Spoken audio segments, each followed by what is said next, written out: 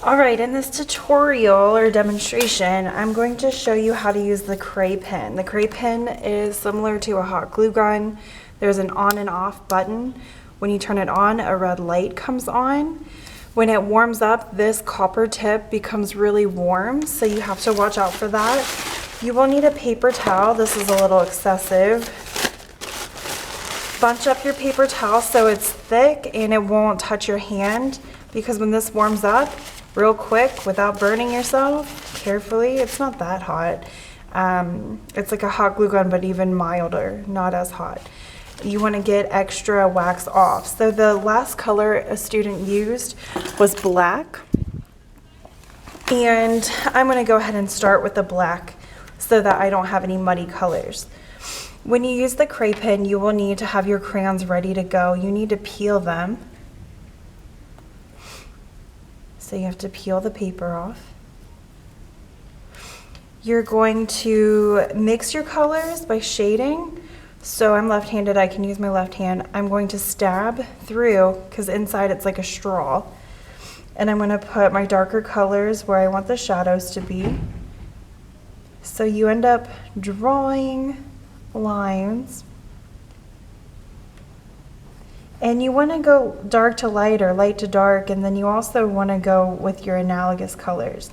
What this does is allows you to almost paint with the wax, which is also called encaustic. Oh, and be careful, you may get some splatters. You can cover it up later. All right, and then I'm going to move on to the violet.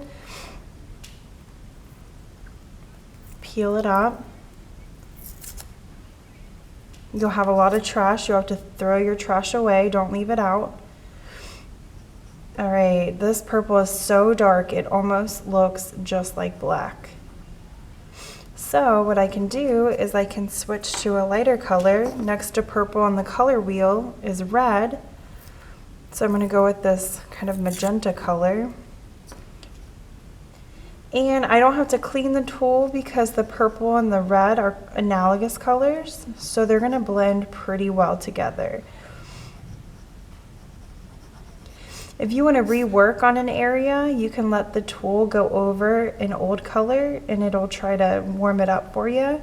You can overlap your colors, but you don't want to use just one color on one area. If you use one color on one area, that'll become super boring.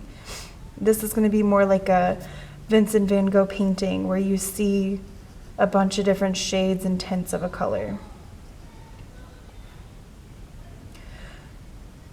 So it's like a dragging motion. Sometimes you can get more from stabbing the crayon, sometimes you get less. Kind of depends on how it plops out of the tool.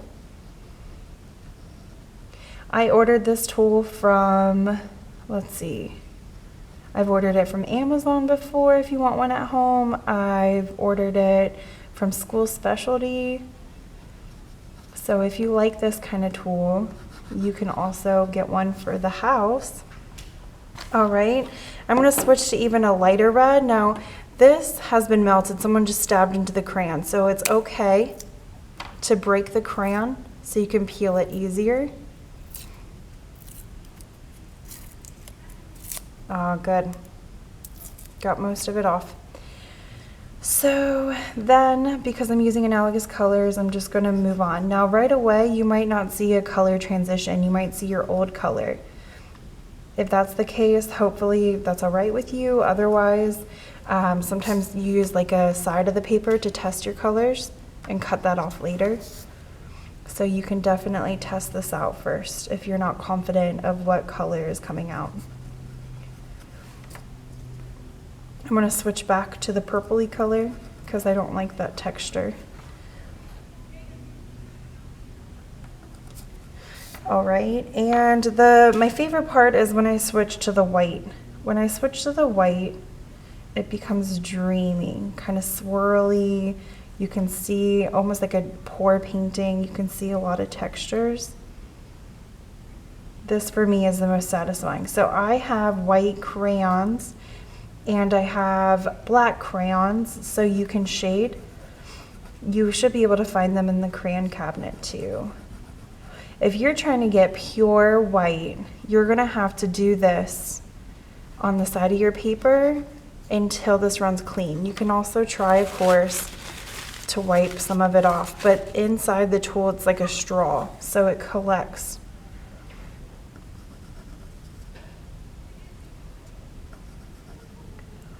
So this is pretty satisfying. It's going to take a while to cover a whole paper. When we do sketches for this project, you're going to want to sketch on the smaller side and have like foreground, middle ground, background. If you have warm colors on the foreground, maybe you have cool colors in the background so you can really see the difference. If these all become muddy and it all looks like a bunch of colors squished together, it'll be hard to read. So you got to think about your color theory. Maybe black and white in one area with some grays, and then maybe all these bright and intense colors in one other area.